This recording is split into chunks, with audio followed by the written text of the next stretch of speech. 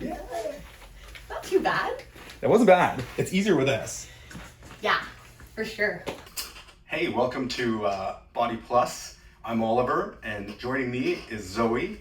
We're both chiropractors here in Vancouver, BC, and this is the show where we break down everything to do with your body, movement, injury, performance, recovery, and everything in between.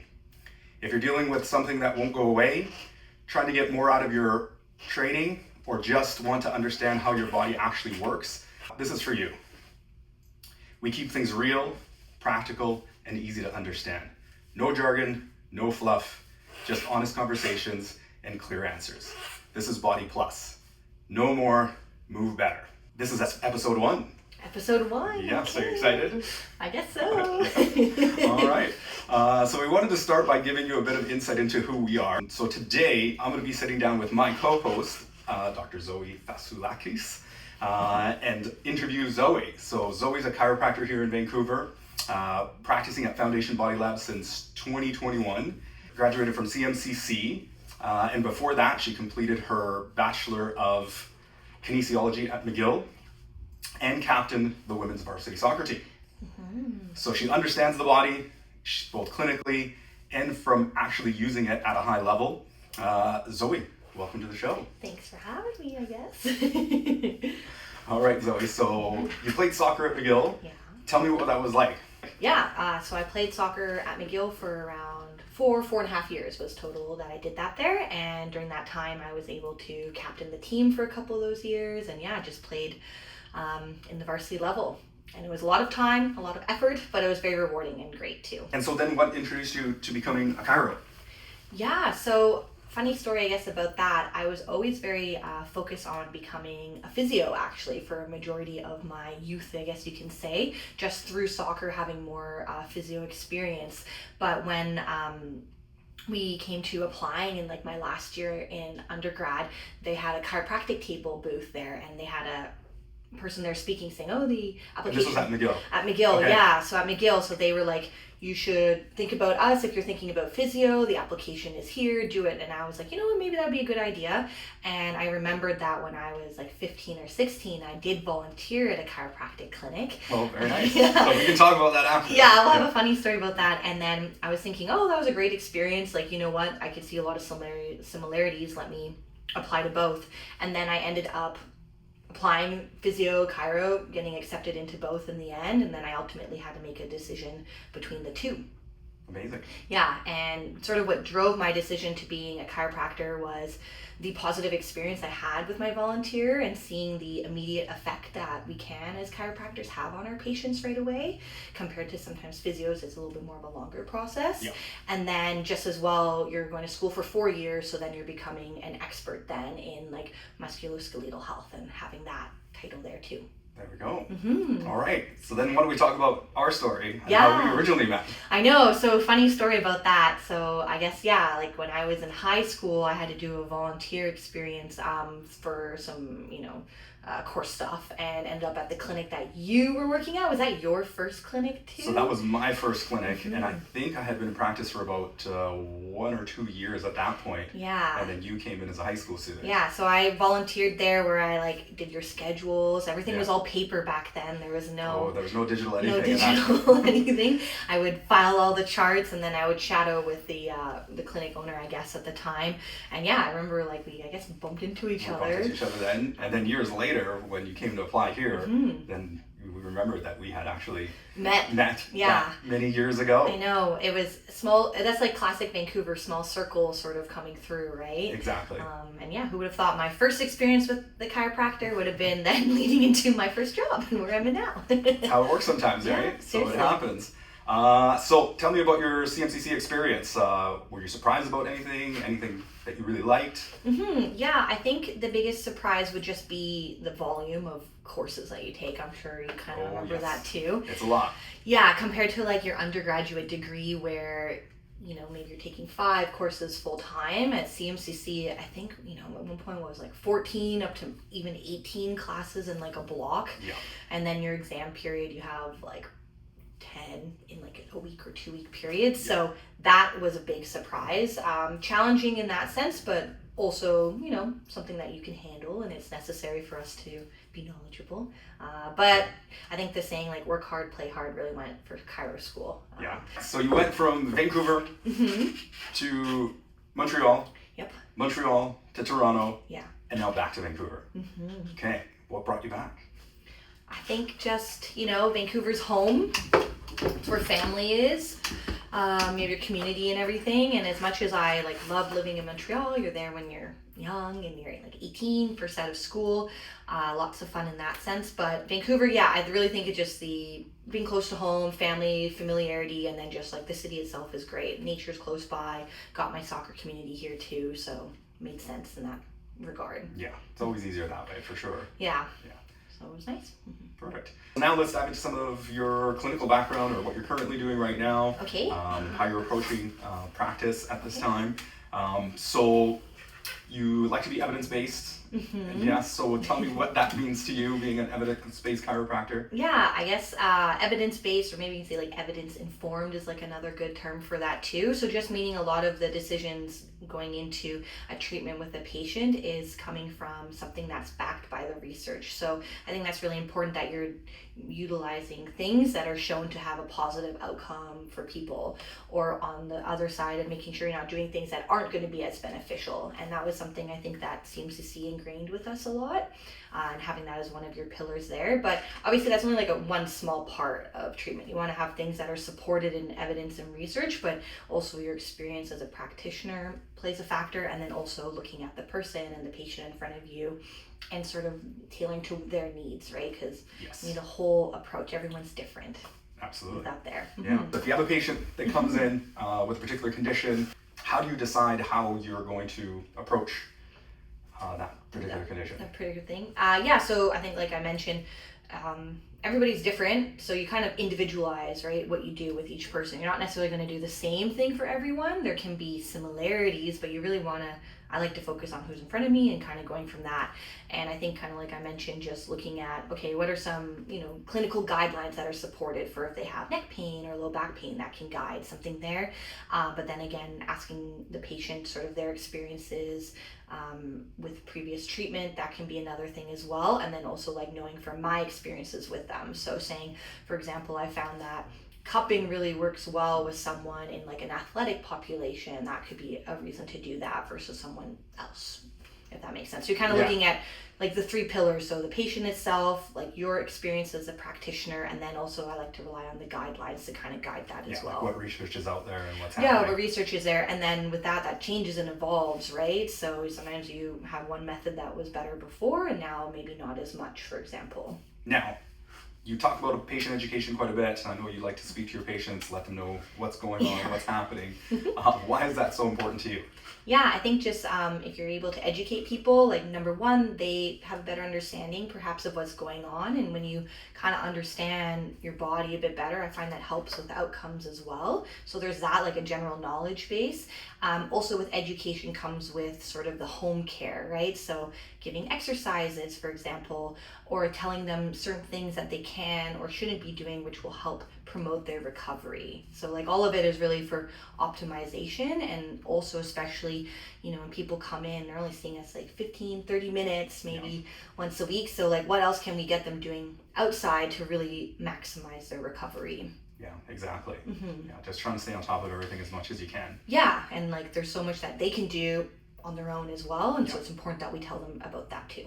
Okay. So what are the biggest mistakes that you're seeing with patients when they're trying to recover? What do you see them doing regularly that kind of hinders their ability to recover or affects or prolongs their recovery?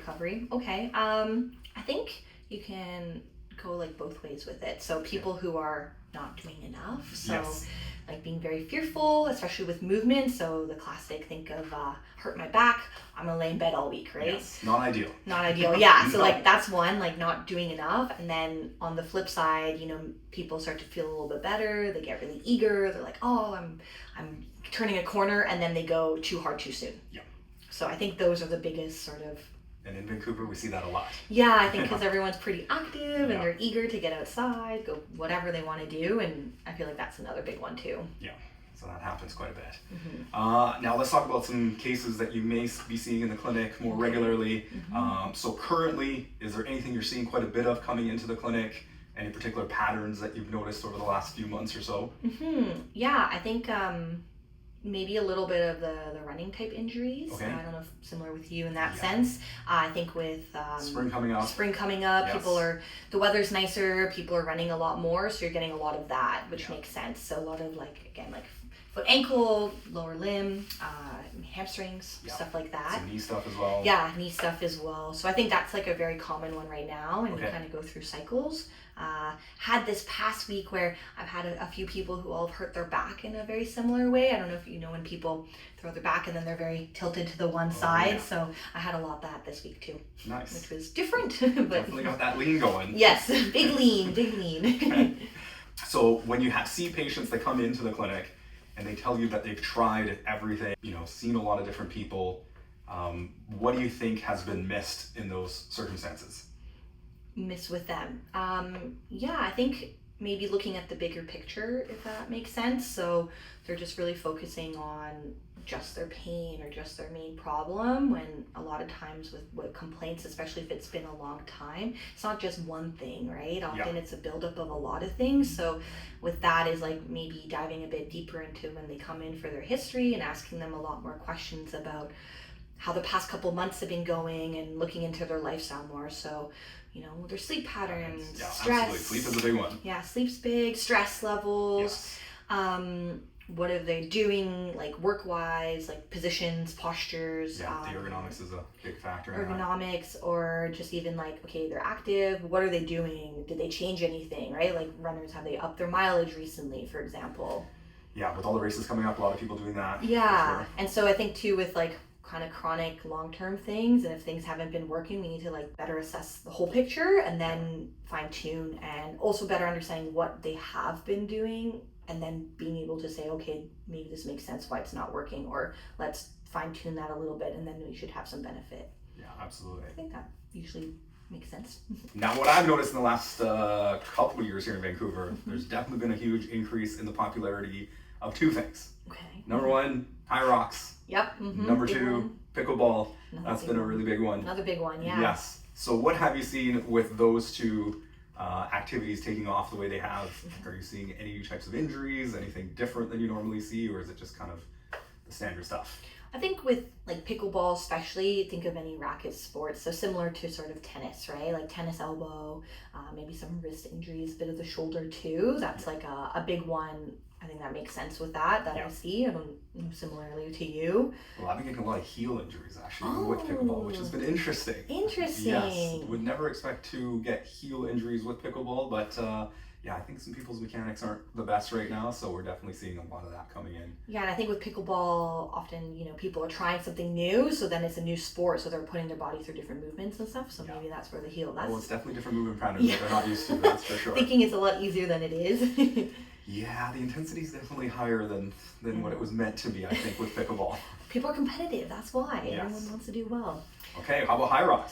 Yeah, HYROX, I think people underestimate a lot of the running component. Yes. Guilty. I think we were both guilty of that at our first HYROX. And so with that, like, I think people assume more of the strength stuff, like you're gonna like maybe pull a muscle with that, or like throw your back, for example. But I'm noticing more like running related stuff. So like hamstring strain is like a big one there with that too. Achilles calf as well. Yeah. We got lucky. We didn't get any of those when we were training. We just didn't train hard enough, I guess. Maybe that's why we were running cool. We didn't run well enough for that. No. But yeah, I think that's like one that's maybe surprising for some people, is that they don't anticipate how much of the running aspect they need to do, and so then there's more running related injuries with that. Absolutely. And then otherwise, the rest of them, yeah, maybe a little bit of with like ski erg, for example, like all that repetitive hinging. That's like another one for like your low back a little bit too. Yeah, the lunges were tough on people as well. Yes. Yeah.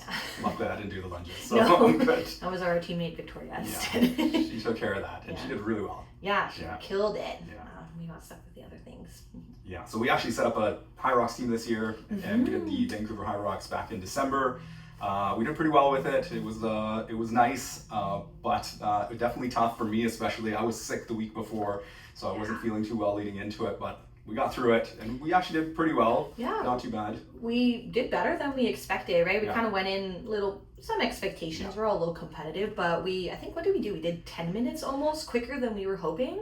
We went 10, because Yeah. we finished, in an hour 12 was our total Yeah, time? hour 12, and we were hoping for like an hour 20, 25. Yeah. So, yeah, it wasn't too bad for the first time. First time, all things considering. Yeah, Oliver's sick. And Yeah, first time, you never know, you get into there, but yeah, so. But we're going to be back. We're going to be back this year, 2026, December. Tough time for HYROX, but especially with cold and flu season. But cold, flu, holidays. But we're going to make it happen. Yeah, it should be fun. I'm excited for it again. Yeah, it'll be good. Back to the clinical stuff. You've been practicing for 5 years now. Yeah. Have you noticed any standout cases over the last 5 years that really stood out? Some memorable things, conditions that you've encountered that you were surprised by? Surprised by? I think there's as a newer practitioner, there's probably a lot of surprises maybe in the beginning, more in you're getting firsthand experience with some things that you learn about in school. So I remember one off the top of my head is having my first person who ended up having, they came in with low back pain on the flanks. So kind of on the right side, I remember lower ribs. And with that too, just assuming potentially a rib issue makes sense in the area, maybe low back QL, but it was so tender to touch, so painful. Person was in a lot of pain, and then a little light bulb goes off, and you're like, kidneys are also in this area. That they are. And did the kidney test, and then person actually went to their doctor and got some testing done, and they had a kidney issue. And that was it. So one of those things of about it, but seeing it firsthand, it was interesting in that sense, and that was kind of cool to experience, I guess. Yeah, and I think a lot of people are surprised that we encounter kidney issues so much, but being chiropractors and that we're dealing with the low back on a pretty regular basis, we will see a lot of kidney issues for sure. Yeah, that sometimes. kind of mimic low back pain. Yeah, and so I had to know about that too, not just the muscles, joints, bones, etc. Knowing about the organs too. Perfect. So that was a pretty standout one, I would say. Yeah, that sounds pretty good. All right, so you've been practicing for 5 years now. Yeah, enter year and 5. You've been all 5 years here at Foundation Body Lab, FBL as we call it. I know. How's that been going? I think pretty good. Yes, that's good. Good to hear. Yeah, Foundation Body Lab, FBL, I feel really great clinic from a work perspective, just in terms of being able to work with some great fellow colleagues. We have a lot of disciplines under one roof, which is really great for referrals and collaboration. That's awesome. And then also I think we have a really amazing patient base that comes in. We're in Mount Pleasant, which is a pretty cool neighborhood in Vancouver. And I think with that comes with some pretty awesome people who come in. So honestly, I love coming into work. I get to work with fun people, and I get to treat fun people. So I think that's a really great positive, and not necessarily what everyone experiences with work. No. And you're in a unique situation because you actually grew up on Main Street. Yeah. And you're now working on Main Street. So how has that been? Yeah, awesome. I think, Vancouver's small. I think we all like to stick to our little pockets a little bit. And I grew up 20 blocks away from here, and then I'm living not that far either, so very much in the neighborhood, and so there's a lot of appreciation. I'm very comfortable here too, so I don't think of it being a bad thing at all. So we're gonna get to our rapid fire section of our podcast today. Sweet. So today we're gonna ask you a few questions, just give me a couple quick answers for each one that comes up. So first one, what advice do you often give people that they ignore? I think that would be their home care, right? I think that's probably the most number one common thing. Yeah, so telling patients, some home care stretches, exercises, strength training, mobility, and not doing them. Yeah, I think that would be the one I encounter the most as well. Anything out in healthcare right now that you've noticed that you think is overhyped? Overhyped. Yes. I think there could be a few. First one off the top of my head is perfect posture, for example. Yes. Kind of the idea that you have to be perfectly sat or straight all the time. Yes. And we're learning a little bit more that perfect posture isn't necessarily what we need to focus on. A moving posture is the one to be there. So something that moves and something that you're not static in. Exactly. So that's good. Give somebody an idea of something that would help that they could do 10 minutes every single day. Okay. To help their overall health, their function, whatever that may be. What would you recommend? I think movement. Pretty easy for pretty us. straightforward. Yeah. Yeah, we just know like moving our bodies, movement in general, our physical health affects all other aspects of our health. So if you can just do a little bit, it's not just like one benefit, it's the whole picture. The last one. Anything that you encountered at the gym, because I know you go, that you think is cringe. Cringe. Yes. Okay, let me think about this a little bit. I'm not a fan of Crocs. Crocs at the gym, yeah. Crocs at the I gym. probably would agree with that. So yeah, Crocs at the gym would be like a cringe one. Yeah. Yeah, I'm gonna agree with that. Crocs at the gym is probably not the best. Yeah, I got a few other ones, but That's yeah. I mean, I think there's more than one cringe gym thing, but we'll leave it at that then. So that's a wrap for episode 1. Hopefully that gives you a bit of an insight into who Zoe is, how she approaches care, and what she's seeing day to day at the clinic. Next time we're gonna flip it. So we're gonna basically get Zoe to interview me. So we're gonna go the other way. So we appreciate you being here today. This is BodyPlus. Know more, move better.